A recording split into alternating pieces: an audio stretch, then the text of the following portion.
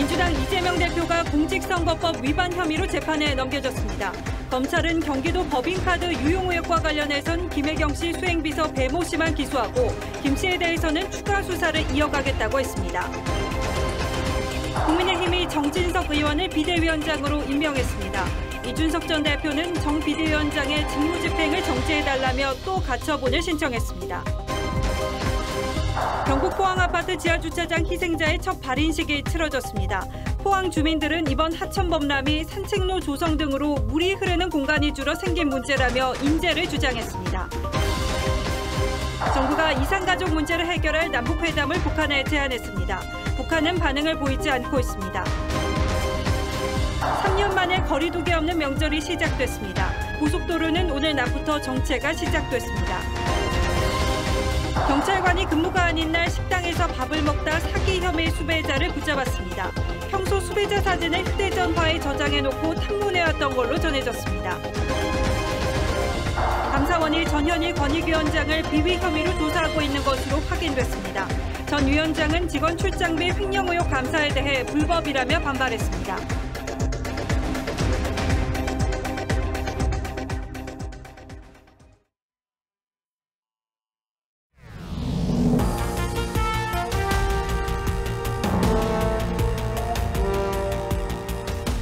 시청자 여러분 안녕하십니까? 뉴스9의 신동욱입니다.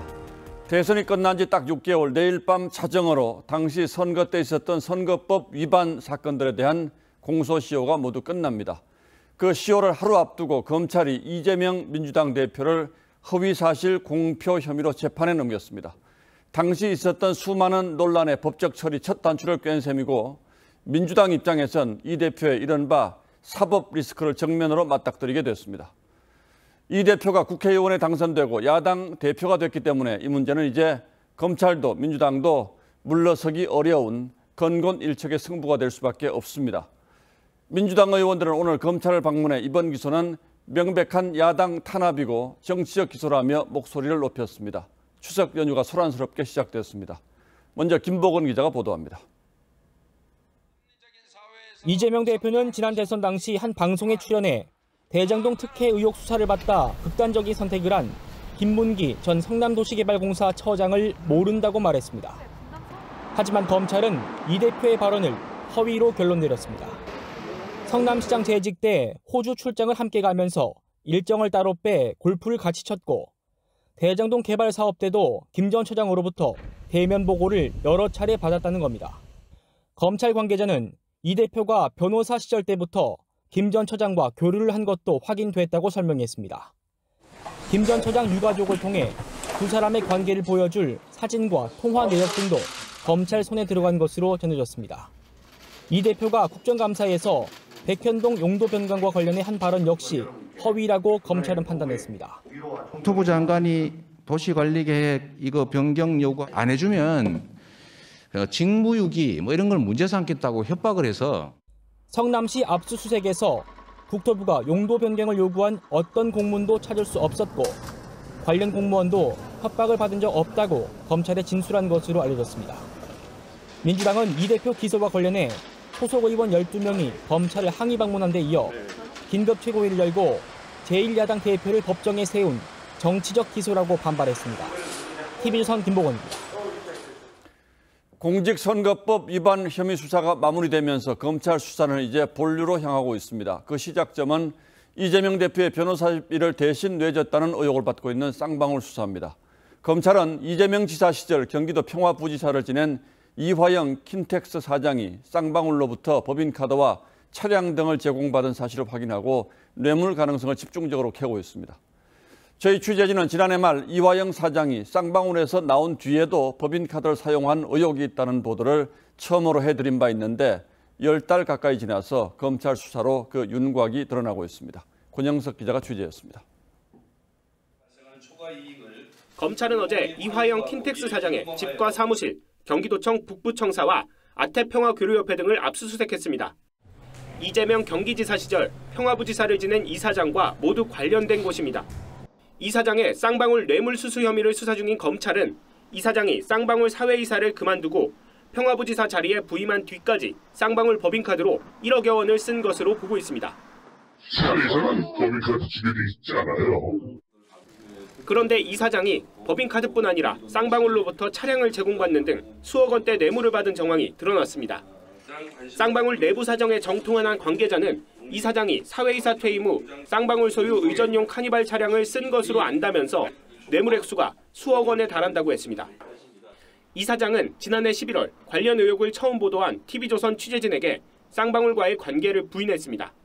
그럼 최근까지 이쪽이랑 소통하신 적도 없으세요? 네네. 전화 거신 적도 없으시고요? 성함이 어떻게 되신다고 그랬죠? 취재진은 이와 관련해 이 사장 입장을 들으려고 여러 차례 연락했지만 답변이 없었습니다. TV조선 권영석입니다. 김혜경 씨 경기도 법인카드 유용 의혹을 수사해온 검찰은 이 건과 관련해서 일단 김 씨의 수행비서 배모 씨를 재판에 넘겼습니다. 김혜경 씨에 대해서는 공소시효를 중단시키고 수사를 계속하겠다고 밝혔습니다. 보도에 서영일 기자입니다. 이재명 대표의 아내 김혜경 씨 수행비서 역할을 해왔던 배모 전 사무관. 배 씨는 지난 대선 당시 경기도 법인카드를 김혜경 씨가 썼다는 의혹이 불거지자 사실이 아니라고 반박했습니다.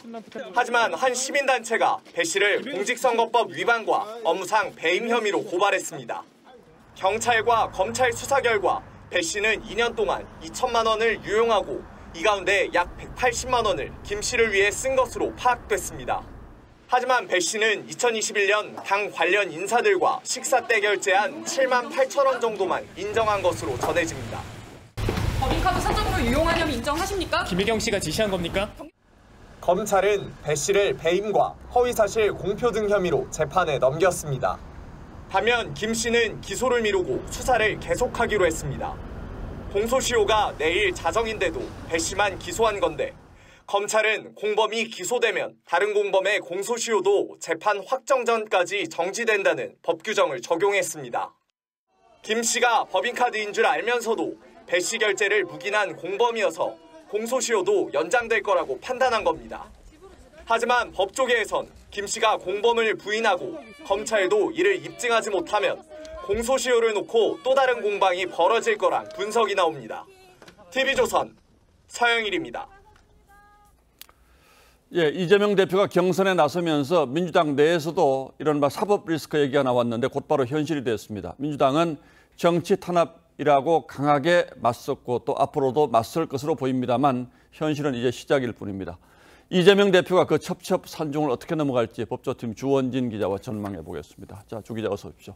자, 먼저 이재명 대표가 고 김문기 처장을 몰랐다고 한 것, 이게 허위 사실이라고 검찰이 판단했다는 거죠? 네, 그렇습니다. 검찰은 두 사람 친분 관계를 입증하기 위해 숨진 김문기 처장의 휴대폰을 압수수색했습니다. 유족 동의를 받고요. 예. 김 처장 휴대폰에 이 대표 번호가 이재명 변호사라고 저장돼 있는 것에 특히 주목했습니다. 이 대표가 변호사 생활을 한 것은 10년 전인데 상관일 때 호칭인 시장님이 아니라 변호사라고 적혀 있는 것은 그만큼 두 사람 인연이 오래됐다고 판단한 겁니다. 예. 검찰은 당시에 김 처장이 근무했던 리모델링 업체 관계자들로부터 이 대표가 성남에서 시민단체 활동을 할 때 김 처장과 자주 만났다는 진술도 받았습니다. 여기다 2009년에 함께 토론회에 참석한 사진 등도 확보했습니다. 예, 그동안 공개된 사진도 여러 장 있긴 했죠. 자, 성남 백현동 아파트 용도 변경 과정에서 국토부의 협박을 받았다고 한 것도 이것도 역시 허위로 본 건데 2년 전 친형 강제 이번 재판에서는 결국 대법원에서 무죄 받지 않았습니까? 이게 뭐가 다릅니까? 네, 검찰은 이번 재판은 2년 전과는 완전히 다를 것이라며 자신감을 내비쳤습니다. 당시 발언은 이 대표가 토론회 중에 자기를 방어하는 과정에서 소극적으로 말한 점이 참작돼서 무죄를 받은 건데 이번에 기소된 발언들은 이 대표가 방송 인터뷰에 직접 나와서 적극적, 지속적으로 말한 것이어서 상황이 완전히 다르다는 겁니다. 예, 이런 것들과 관련해서 이제 검찰이 여러 가지 증거들을 확보했다 이렇게 주장을 하는 것이고요. 재판 결과 재판이 순조롭게 진행된다면 언제쯤 나올까요? 네, 공직선거법에 따르면 선거법에 대한 재판은 법원이 다른 사건보다 먼저 처리해야 합니다. 1심은 6개월, 2심과 3심은 3개월. 그러니 1년 안에는 확정 판결을 하도록 규정돼 있습니다. 예. 다만 이 규정은 강행 규정이 아니고 권고 규정이라 법원이 반드시 따를 필요는 없습니다. 더욱이 이 대표가 만약 이번 재판에서 벌금 100만 원 이상을 선고받게 되면 민주당은 대선에서 쓴 선거자금 400억 원 상당을 모두 국고에 반납해야 하는 위기 상황인 만큼 이 대표가 재판이 쉽게 끝나도록 지켜보지는 않을 것으로 보입니다. 그러나 정치적 논란을 빨리 종식시키기 위해서라도 법원이 재판을 좀 빨리 진행을 해야 되겠죠. 경기도 법인카드 유용 관련해서 검찰이 김혜경 씨 기소를 미룬 이유는 뭡니까? 네, 성급한 기소로 올 역풍을 차단하는 데 방점을 찍었다고 볼 수 있습니다. 수사팀은 오늘 오후 늦게까지 김혜경 씨를 기소하는 것을 놓고 추가 수사 후에 나중에 공소장을 변경할지 아니면 법리를 이용해 공소시효를 미루고 나서 어떻게 할지를 경론을 벌인 것으로 전해집니다. 경찰이 공소시효 9일을 남긴 지난달 31일에서야 사건을 넘기면서 검찰은 보강 수사를 할 만한 시간이 턱없이 부족했는데요. 김혜경 씨가 혐의를 강력하게 부인하고 있는 만큼 배 씨를 먼저 기소하고 공범인 김 씨의 공소시효를 미룬 뒤 추가 수사로 증거를 보강한 뒤에 재판에 넘기는 쪽으로 방향을 다시 잡은 것으로 보입니다. 그러니까 검찰은 어쨌든 배 씨하고 김혜경 씨가 공범이다 이렇게 보고 있는 건 분명하군요. 증거 더 확보해서 기소하겠다 이런 입장도 분명한 거고요. 주원진 기자 잘 들었습니다. 국민의힘이 오선 정진석 의원을 비대위원장으로 공식 임명하고 정상화에 첫 발을 뗐습니다. 비대위 추가 인선은 이번 추석 연휴 기간 동안 마무리될 걸로 보입니다. 하지만 이준석 전 대표는 법원에 의해 정당성이 무너진 비대위 위에 세워진 또 다른 비대위인 만큼 역시 인정할 수 없다며 법원에 또 가처분 신청을 냈습니다. 권성동 원내대표 후임 원내대표는 오늘 19일 선출될 예정입니다. 최민식 기자입니다. 국민의힘은 전국위원회를 열고 비대위 설치와 정진석 비대위원장 임명을 의결했습니다. 투표에 참여한 전국위원 519명 중 477명이 비대위 설치에 찬성했고 468명이 정 비대위원장 임명에 찬성했습니다. 법원이 주호영 전 위원장의 직무정지를 결정한 지 13일 만입니다. 집권 여당으로서 본연의 기능을 잘 할 수 있도록 당을 조속히 안정화시키고 정 위원장은 추석 연휴 기간 비대위원 인선 작업을 마무리할 계획입니다. 언제 전당대회를 열 것인지에 대해서는 시점을 정하지 않았다고만 했습니다. 정 위원장은 이준석 전 대표가 만든 윤핵관 프레임을 비판하며 모든 의원들이 윤핵관이고 친윤이라고 강조했습니다. 윤핵관이라는 네이밍은 좀 고약한 냄새가 나요. 거기에는 좀 조롱과 분열의 의미가 더 씌워져 있어요. 권성동 원내대표는 사퇴를 선언했는데 저는 원내대표직을 내려놓습니다. 그러나 당을 향한 충정은 변치 않을 것입니다. 후임 원내대표는 19일쯤 선출될 예정입니다. 이준석 전 대표는 예고했던 대로 정진석 비대위를 상대로 또다시 직무정지 가처분을 신청했습니다. TV조선 최민식입니다. 권영세 통일부 장관이 추석 연휴를 하루 앞두고 북한의 이산가족 문제 해결을 위한 회담을 제안했습니다. 장소와 시간도 북한이 원하는 대로 하겠다며 모든 조건을 열어뒀습니다. 윤석열 정부 들어 처음 나온 당국자 회담 제안인데 북한은 아직 반응을 보이지 않고 있습니다. 권원영 기자가 취재했습니다. 권영세 통일부 장관이 이산가족 문제 논의를 위한 당국자 회담을 제안하며 근본적 해결을 강조했습니다. 이산가족이라는 단어 자체가 사라지기 전에 문제를 해결해야 합니다. 현재 남한의 이산가족 생존자 43,746명의 평균 연령은 82.4세로 사실상 대면 상봉할 수 있는 기간이 많지 않은 만큼 한 번에 100명 정도만 만나던 기존 방식은 안 된다는 판단입니다. 과거와 같은 소수 인원의 일회성 상봉으로는 부족합니다. 정부는 북측이 희망하는 날짜와 장소에 맞추겠다며 인도적 지원 의사도 밝혔습니다. 군사적 상황과 별개로 인도적 협력은 이어가겠다는 윤석열 대통령의 담대한 구상을 실행으로 옮기기 시작한 겁니다. 다만 하노이 노딜 이후 남북 대화가 4년 넘게 중단되면서 북한이 응할 가능성은 높지 않다는 분석입니다.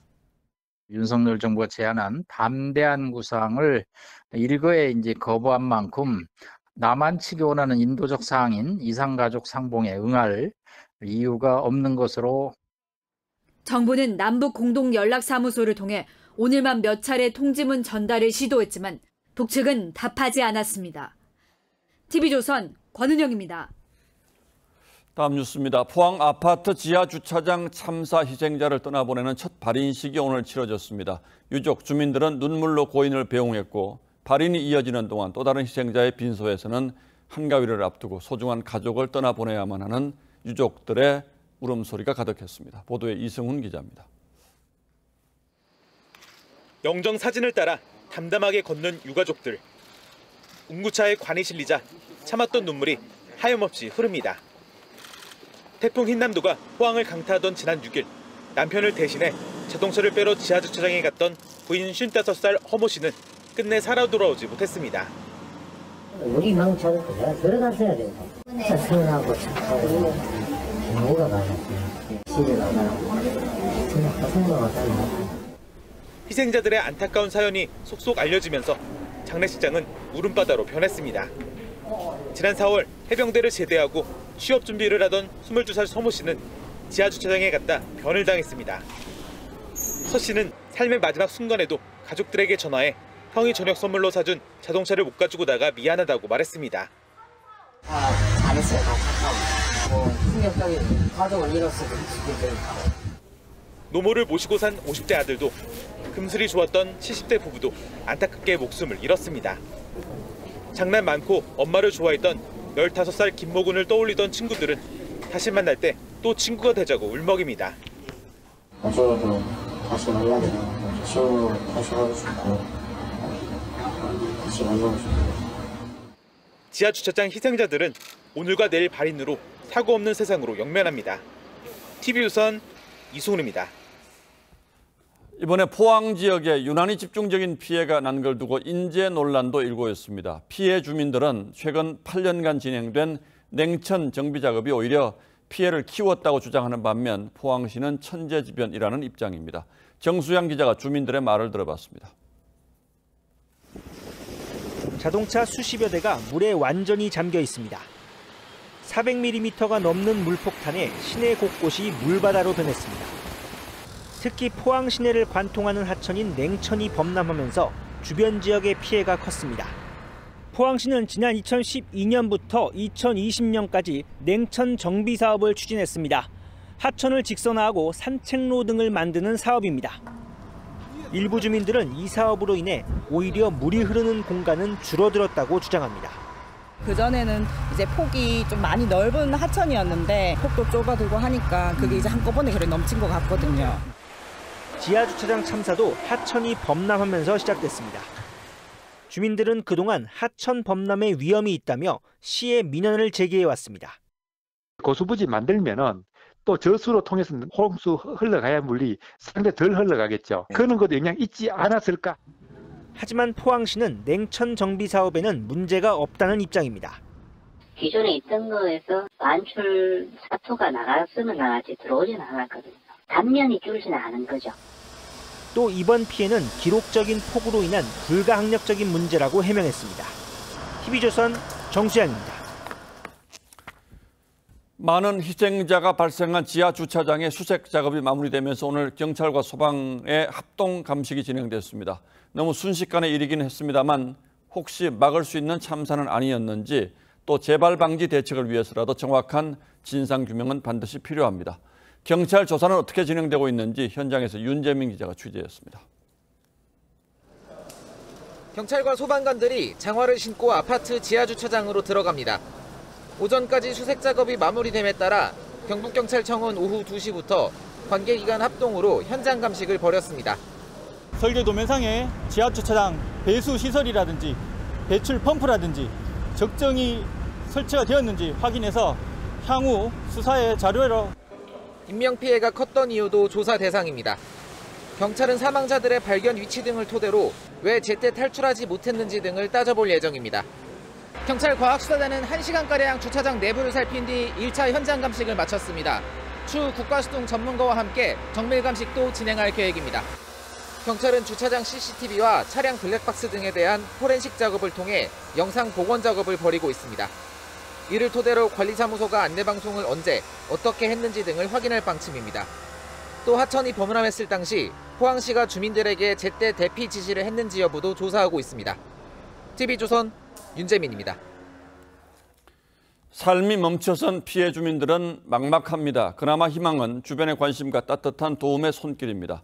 당장 먹을 물도 시설 물도 없다는 호소에 문을 열어 피해 주민들을 맞아들인 헬스장이 있었고 태풍 피해 적은 것이 오히려 미안하다는 음식점 사장님도 있었습니다. 한지연 기자가 만나봤습니다. 포항의 한 헬스장. 수돗물이 끊겨 씻을 물이 부족한 이웃을 위해 샤워장을 개방했습니다.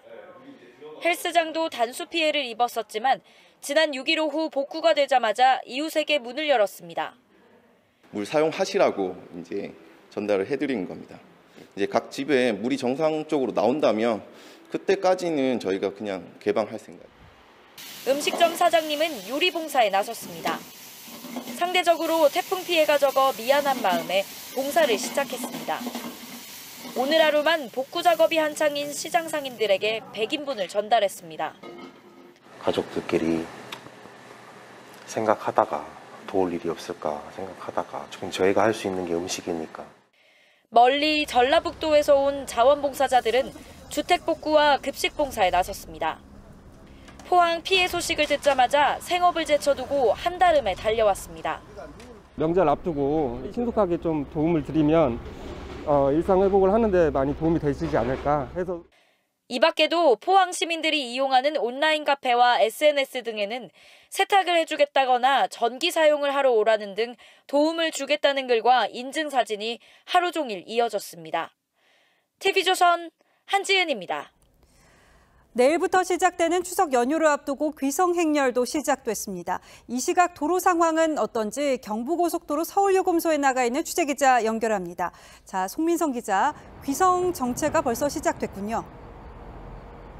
네, 그렇습니다. 오후부터 시작된 일부 구간 정체가 퇴근 시간과 맞물리면서 보시는 것처럼 현재 이곳 서울요금소엔 차량들이 꼬리를 물고 느슨하게 이어지고 있는 상황입니다. 경부고속도로 하행선 방향 안성분기점에서 남이분기점까지 60km 구간, 중부고속도로 진천터널 부근에서 남이분기점까지 24km 구간, 서해안고속도로 서평택 분기점에서 서해대교까지 12km 구간에서 극심한 정체를 빚고 있습니다. 한국도로공사는 오후 8시 서울요금소를 출발했을 경우 부산까지는 5시간 40분, 광주 5시간 10분, 목포 6시간 20분, 대전 3시간 40분, 강릉까지는 3시간이 걸릴 것으로 예상했습니다. 마포에서 출발했거든요. 엄청 막혔어요. 여기까지 오는데 2시간. 각오하고 가야죠. 정부는 이번 연휴 기간 전체 이동인구 3,017만 명, 하루 평균 603만 명이 이동할 것으로 예측했는데요. 지난해 추석에 비해 10% 이상 늘어난 수치입니다. 귀성길은 연휴 첫날인 내일 오전, 귀경길은 추석 다음 날인 11일 오후 가장 많은 차량이 몰릴 것으로 예측됐습니다. 거리 두기가 풀리고 처음 맞는 이번 추석 연휴 기간 고속도로 통행료는 면제되고 시내버스와 지하철 막차 시간도 연장됩니다. 서울요금소에서 TV조선 송미선입니다. 이번 추석은 코로나 이후에 3년 만에 거리 두기 없는 첫 명절입니다. 아직 코로나 유행이 계속되는 데다가 이 폭우와 태풍 피해로 인한 수해 작업이 전국 곳곳에서 이뤄지고 있어서 아쉽게도 이번 역시 가족과 함께하지 못하는 이들이 많은데요. 고향을 찾는 이들을 윤서아 기자가 만났습니다. 평택 인근 상봉. 누렇게 물들어가는 논이 펼쳐져 있습니다.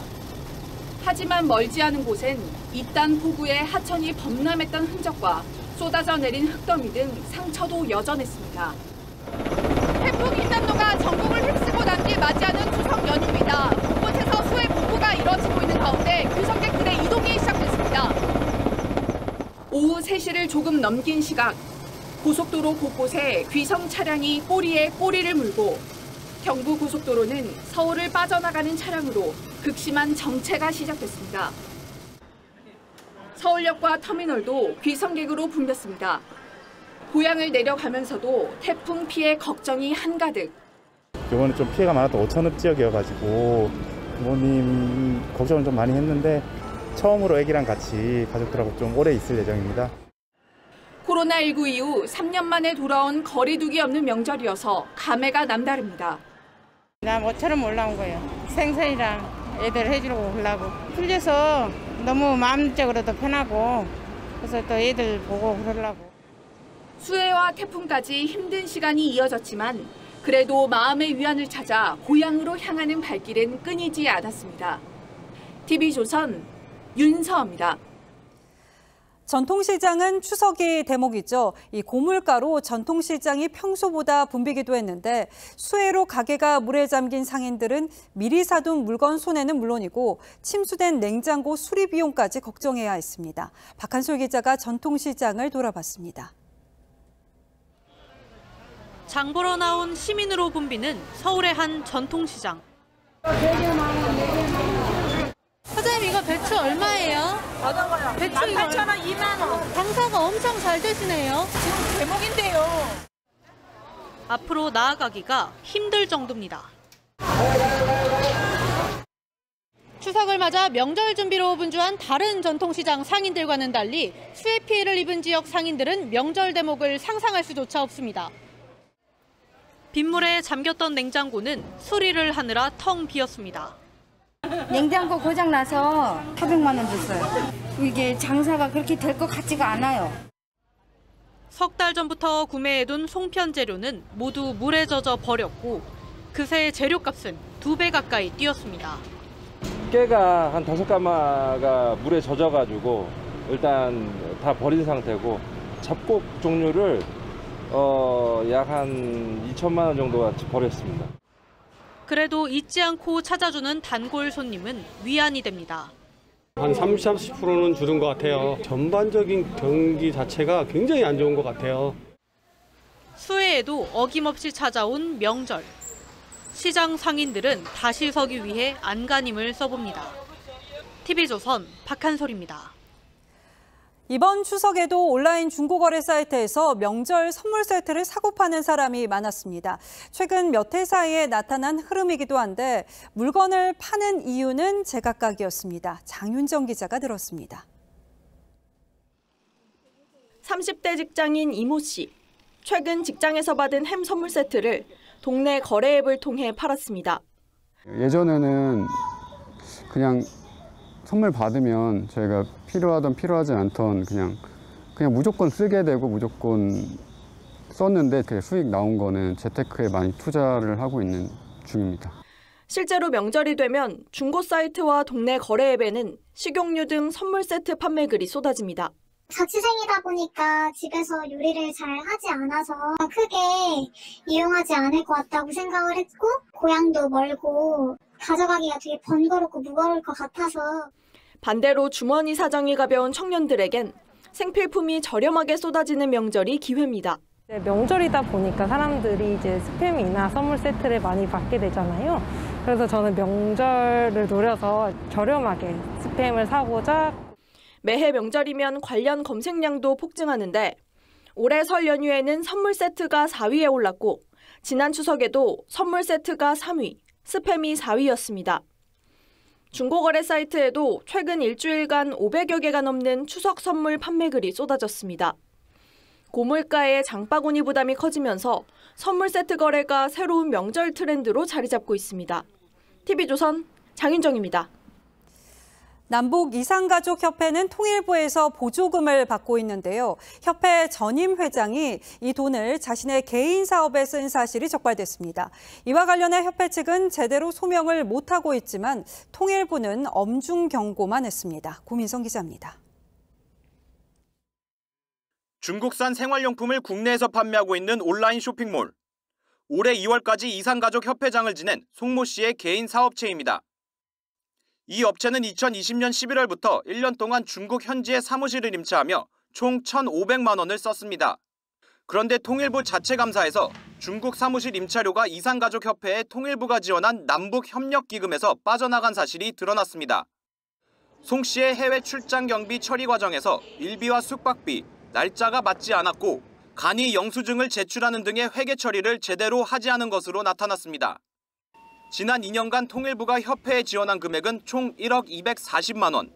통일부 감사에서 부적정하게 집행됐다고 확인된 금액만 20%가 넘습니다. 협회 측은 통일부에 사무실을 이산가족 교류 주선을 위해 임차한 것이라고 했지만 사무실 임차 명의를 왜 송 씨의 사업체로 했는지, 중국 사무실에서 어떤 사업을 했는지 등은 소명하지 못한 것으로 알려졌습니다. 송 협회장은 TV조선 취재진을 만나 중국 사무실에 대해 아는 바가 없다면서 통일부의 감사 사실도 모르고 있었다고 주장했습니다. 통일부는 협회에 엄중 경고를 했다면서도 당장 문제가 된 금액을 회수할 계획은 없고 하반기에 현장 조사에 나서겠다고 밝혔습니다. TV조선 구민성입니다. 한 경찰관이 근무가 아닌 날 식당에서 밥을 먹다가 사기 혐의 수배자를 붙잡았습니다. 평소 수배자 사진을 휴대전화에 저장해놓고 탐문해온 덕분이었습니다. 이성진 기자입니다. 식당에서 밥을 먹던 한 남성이 밖으로 나와 다른 손님의 사진을 찍습니다. 창원 서부경찰서에 근무하는 홍승휘 경장이 사기 혐의 수배자로 의심되는 A씨를 발견하고 확인하는 겁니다.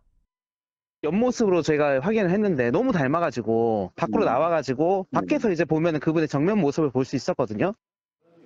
A씨 지인에게 사진을 보내 A씨가 맞다는 걸 확인한 홍 경장은 다시 식당에 들어가 A씨에게 전화를 걸었습니다. 핸드폰 보더니 그냥 뒤집으면서 받질 않더라고요. 네네네. 그래서 이제 이 사람을 더 확신을 했죠. 홍 경장은 식사하던 동료와 함께 A씨를 식당에서 바로 체포해 지구대로 넘겼습니다. 홍 경장은 평소 수배자들의 사진과 전화번호를 저장하고 꾸준히 탐문했습니다. 사진 같은 걸 자세히 봤다가 직접 들어오시는 걸 보시고 이제 바로 잡으신 거죠. 홍 경장은 지난 7월에도 불법 카메라 촬영 사건을 남다른 눈썰미로 해결했습니다. TV조선 이성진입니다. 캐나다가 기준금리를 0.75%포인트 올리는 자이언트 스텝을 단행한 데 이어서 방금 전 유럽도 0.75%포인트 올렸다는 소식이 들어왔습니다. 미국도 자이언트 스텝을 단행할 가능성이 높습니다. 다들 급선무는 물가를 잡는 거라고 판단한 건데요. 국제유가는 우크라이나 전쟁 이전 수준으로 떨어졌습니다. 송무빈 기자입니다. 주유소의 픽업 트럭들이 빼곡합니다. 크게 떨어진 기름값 덕분에 오랜만에 맞는 성업입니다. It's never been this high. Oh. 국제유가가 8개월 만에 최저치를 찍었습니다. 현지 시간 7일 서부 텍사스산 원유는 배럴당 81.94달러에 거래를 마쳤습니다. 러시아의 우크라이나 침공 한 달여 전인 올해 1월 이후 가장 낮은 수준입니다. 가장 큰 원인은 주요국의 금리 인상 러시와 이에 따른 글로벌 경기 침체 우려입니다. 캐나다 중앙은행은 현지 시간 7일 기준금리를 3.25%로 0.75%포인트 인상했습니다. 올해 초 0.25%의 초저금리에서 6개월여 만에 3%포인트나 급등시킨 겁니다. 유럽중앙은행의 금리 인상에 이어 미 연준 역시 오는 20일 기준금리를 0.75%포인트 인상하는 자이언트 스텝을 3회 연속 밟을 거란 보도가 이어지고 있습니다. 주요국 금리 인상에 중국 수출 지표의 부진까지 겹치면서 유가는 직격탄을 맞고 있습니다. 금리 인상으로 세계 경기 침체가 심화되면서 총수요가 줄어들었기 때문에 국제유가가 떨어졌다 이렇게. 일본 엔화가 24년 만에, 영국 파운드가 37년 만에 최저치로 떨어지는 등 달러 초강세까지 지속되는 상황이어서 각국의 경쟁적 금리 인상은 당분간 이어질 전망입니다. TV조선 송무빈입니다. 애플이 아이폰 14 등 신제품을 공개했습니다. 출시 가격은 전작과 같았지만 이 환율이 워낙 높은 탓에 우리나라에서는 20%가량 비싸졌습니다. 유럽에서 잘 팔리고 있는 삼성 휴대폰을 긴장시킬 수 있을지 장혁수 기자가 보도합니다. 아이폰 14 시리즈와 애플워치 등 신제품을 잇따라 공개한 애플. With a new way to experience iPhone, as well as the industry-leading A16 Bionic, always-on display, and powerful new camera technologies. 아이폰 14 출시 가격은 기본 모델의 경우 $799, 프로는 $999, 프로 맥스는 $1,099로 전작과 같습니다. 애플은 인플레이션에도 비용 효율을 통해 가격을 동결할 수 있었다고 밝혔습니다. 하지만 한국 출시 가격은 북미 지역보다 12%에서 23%가량 높은 135만 원에서 175만 원. 2009년 금융위기 이후 처음으로 원달러 환율이 1,380원 넘게 치솟는 등 고환율 상황이 지속되자 가격이 급등한 겁니다. 동결했다라고 말하기에는 어폐가 있는 거죠. 그거는 소비자가 그렇게 받아들일 수는 없는 거고 가격이 인상된 거죠. 이번에 아이폰 시리즈가 등장하면서 유럽 출하량이 2배 증가하며 초기 판매 신기록을 세운 삼성 갤럭시 시리즈와의 정면 승부에도 관심이 모입니다. 삼성페이로 간편 결제 기능을 앞세웠던 갤럭시에 이어 연내 애플페이도 국내에 상륙할 것으로 보이면서 프리미엄폰 시장을 둘러싼 경쟁은 더 치열해질 전망입니다. TV조선 장혁수입니다. 여권으로부터 사퇴 압박을 받고 있는 전현희 권익위원장이 감사원으로부터 비위 혐의로 감사를 받고 있는 것으로 저희 취재 결과 확인됐습니다. 권익위의 핵심 간부 여럿이 감사원에 제보를 했고 청탁금지법 위반 의혹과 이해충돌 문제도 일부 확인한 것으로 알려졌습니다.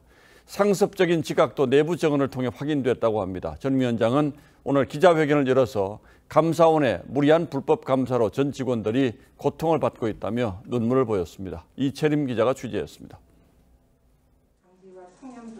감사원이 전현희 권익위원장의 청탁금지법 위반 여부를 감사하고 있습니다. 정부 관계자는 권익위의 최고위급 간부들이 전 위원장의 비위에 대해 감사원으로 직접 제보를 해왔다며 청탁금지법 위반과 이해 충돌 문제, 상습 지각 등을 종합적으로 감사하고 있다고 전했습니다. 감사원은 또 전 위원장이 세종시 권익위 청사에 주 1, 2회만 출근하고 관사도 주 1회 정도만 이용한 사실을 확인한 것으로 알려졌습니다. 직원 조사와 컴퓨터 포렌식 과정에서 확인됐는데 권익위 관계자는 위원장이 세종청사로 출근하지 않아도 공식 일정을 수행했고 감사 과정에서 관련 자료를 충실히 제출했다고 해명했습니다. 어제 감사원이 감사를 재연장하며 감사 지연의 이유로 지목한 인물은 전 위원장의 수행비서로 알려졌습니다. 지난달 30일부터 병가를 내고 감사에 응하지 않고 있는데 출장비를 횡령한 의혹도 받고 있습니다. 하지만 전 위원장은 먼지털이식 감사에도 위법이 확인되지 않자 감사 기간을 연장한 거 아니냐며 법적 대응을 예고했습니다. 카드라식으로 그 내용을 공표를 할 경우에는 그에 대해서 명예훼손, 무고 등의 법적 책임을 묻겠다. TV조선 이채리입니다. 감사원의 방통위 감사는 정치권 공방으로 번졌습니다. 지난 2020년 방통위의 TV조선 재허가 심사 과정에서 점수를 조작했다는 정황이 감사원 감사에서 드러난 것과 관련해서 국민의힘은 문재인 정부의 비판 언론 재갈을 물리기 시도했다며 한상혁 방통위원장의 사퇴를 촉구했습니다. 점수 조작은 구조적으로 있을 수 없는 일이라는 방통위 입장에 대해서 안형환 부위원장과 김효재 상임위원은 동의할 수 없는 입장 발표라고 반박했습니다. 황선영 기자가 보도하겠습니다. 2년 전 방통위의 종편 재승인 심사 당시 일부 심사위원들이 점수를 고의로 낮춘 정황이 드러나자 국민의힘은 방통위의 존립이 위협받는 대형 사건이라고 비판했습니다. 재승인, 재허가 제도의 존립 근거는 물론 방통위 존재 이유가 위헌받을 대형 사안입니다. 2020년 TV조선은 재승인 평가에서 총점 기준을 넘겼지만 공정성 항목에서 기준점에 불과 0.85점이 위달돼 조건부 재승인을 받았습니다. 그런데 감사원은 방통위를 감사하는 과정에서 TV조선의 평가가 전체적으로 높게 나오자 공정성 점수를 낮추는 방향으로 수정했다는 진술을 확보했고 컴퓨터 포렌식 등을 통해 정황 증거까지 확보하고 검찰에 이첩했습니다. 국민의힘은 문재인 정권이 자신들에게 비판적인 방송사에 재갈을 물리기 위해 공권력을 이용한 것이라며 방통위가 검찰 수사에 적극 협조해 국민 불신을 덜고 한상혁 위원장이 책임져야 한다고 했습니다. 자신들의 비판적인 방송사의 편파, 왜곡 프레임을 씌우고 언론 자유에 재갈을 물리기 위해 방통위와 방심위를 어떻게 이용했는지 이에 대해 방통위는 공정한 심사를 위해 외부 전문가로 심사위원회를 구성했고 심사평가에 관여하지 않았다는 입장을 냈는데 방통위 안형환 부위원장과 김효재 상임위원은 동의하지 않는다며 사실관계가 확정되지 않아 입장 발표는 적절치 않다고 밝혔습니다.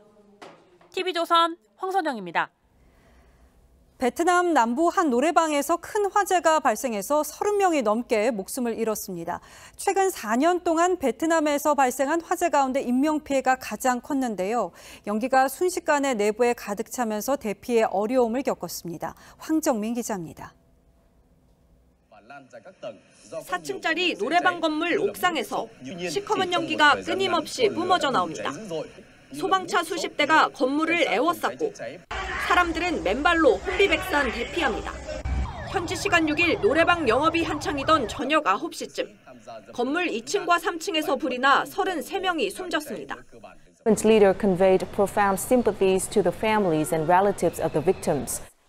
전기 합선으로 시작된 불은 노래방 내부 방음 매트리스와 목재 가구에 옮겨 붙었고 꼭대기층 간판까지 태울 정도로 커졌습니다. 내부에서 32명이 사망했고 대피하려고 건물 밖으로 뛰어내린 한 여성이 숨졌습니다. 8m 높이 발코니에서 몸을 던진 4명은 크게 다쳤습니다. 이번 화재는 2018년 13명의 목숨을 앗아간 호찌민 아파트 화재 이후 가장 큰 인명피해를 남겼습니다. 특히 베트남에서는 유독 유흥업소 화재가 빈번합니다.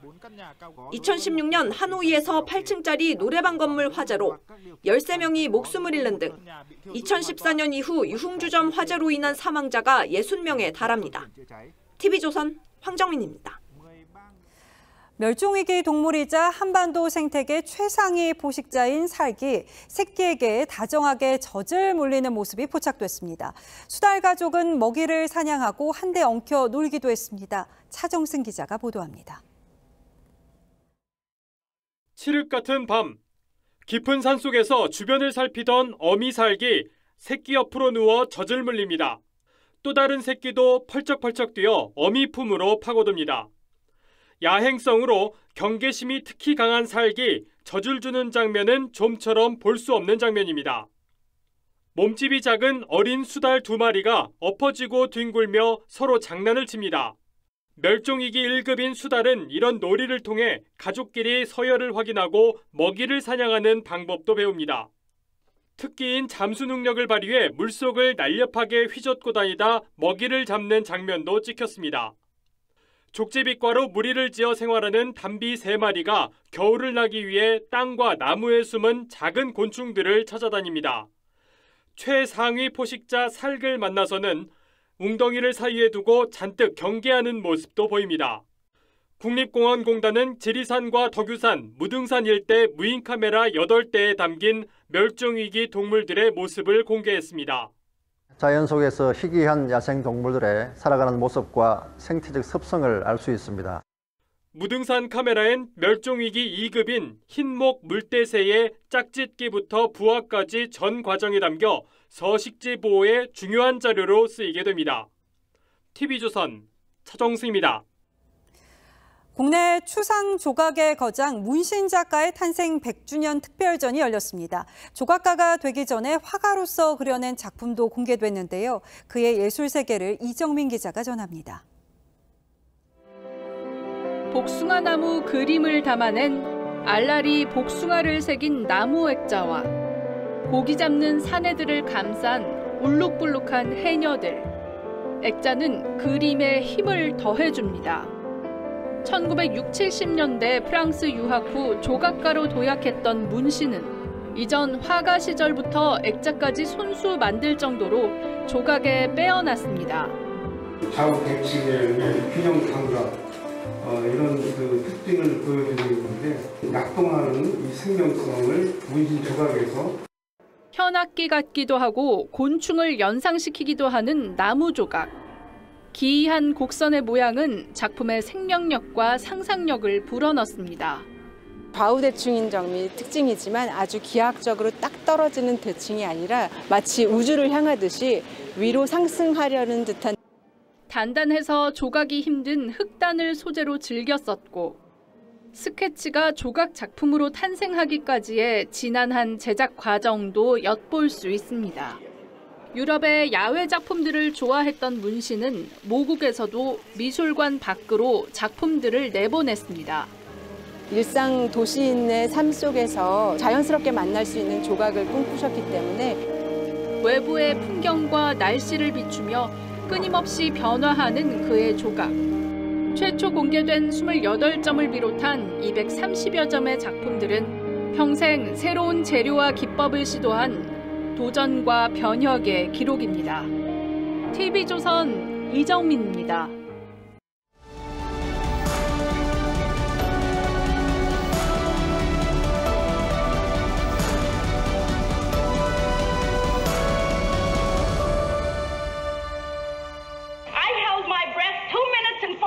Let me do this, please. Well, you were 17 then. Now be careful. 해일에 뒤집힌 유람선 포세이돈호를 탈출하던 승객들이 바닷물에 잠긴 통로를 만나자 노부인이 나섭니다. 남편의 만류를 뿌리치고 주인공을 구해내지만 심장마비로 끝내 숨을 거두죠. 남편은 아내를 끌어안은 채 함께 남겠다며 흐느낍니다. 재난영화에서 각별히 가슴 아픈 순간은 부부 그리고 부모 자식 사이에 삶과 죽음이 엇갈릴 때입니다. You don't have any time. You have to go now. I don't want to go. I don't want to go. 닥쳐오는 재앙 앞에서 딸만이라도 살리려고 떠나보내며 어머니가 마지막 작별의 말을 건넵니다. Let go. Put this on. I love you. I love you too. I always loved you. I'll see you soon. I'll see you soon. 재난의 피부치를 잃은 가족들은 고통과 분노, 죄책과 후회에 빠지곤 합니다. 그 중에서도 자식을 앞세운 아픔보다 모진 형벌은 없을 겁니다. 태풍 흰남노가 들이닥쳐 물이 차오르는 포항 아파트 지하 주차장. 생과 사의 갈림길에서 엄마와 아들이 작별했습니다. 그 이별이 지금 모든 부모된 마음, 자식된 가슴들을 저릿하게 흔들고 있습니다. 수영을 못하고 어깨도 불편한 어머니는 너라도 살아야 한다며 아들을 보냈습니다. 15살 막내 아들이 출구를 향해 떠나며 말했습니다. 엄마 사랑해요. 키워주셔서 감사합니다. 아들은 엄마 껌딱지로 불렸습니다. 그날도 새벽에 차를 빼러간 엄마가 걱정돼 뒤따라 나섰다고 합니다. 배관 위에서 버틴 어머니는 14시간 만에 구조됐습니다. 아이들 때문에 포기할 수 없었다는 또 한 사람 생존 가장처럼 자식들을 생각하며 견뎠겠죠. 막내는 그러나 차디찬 죽음으로 발견됐습니다. 어머니 가슴이 얼마나 참혹할지는 감히 상상조차 하기 힘듭니다. 희생자 빈소에서는 오늘 발인 내내 아내를 구하지 못했다는 죄책감에 오열하는 남편이 있었습니다. 손쓸 겨를이 없어서 여보 어서 나와라고 소리치며 아내가 흙탕물 속으로 사라지는 모습을 봐야 했다고 합니다. 함께 내려갔다가 참변을 당한 노부부, 유학도 포기하고 20년 넘게 홀 어머니를 모시던 아들, 해병대에서 전역해 취업을 준비하던 청년, 어느 하나 가슴 아프지 않은 사연이 없습니다. 날벼락처럼 가족을 떠나보낸 사람들은 가슴에 무거운 납덩이를 안고 살아가야 합니다. 다시는 우리 사는 곳에서 이런 참극이 벌어지지 않게 해야 그나마 한 가닥 위로가 될 겁니다. 9월 8일 앵커의 시선은 엄마 키워주셔서 감사합니다 였습니다.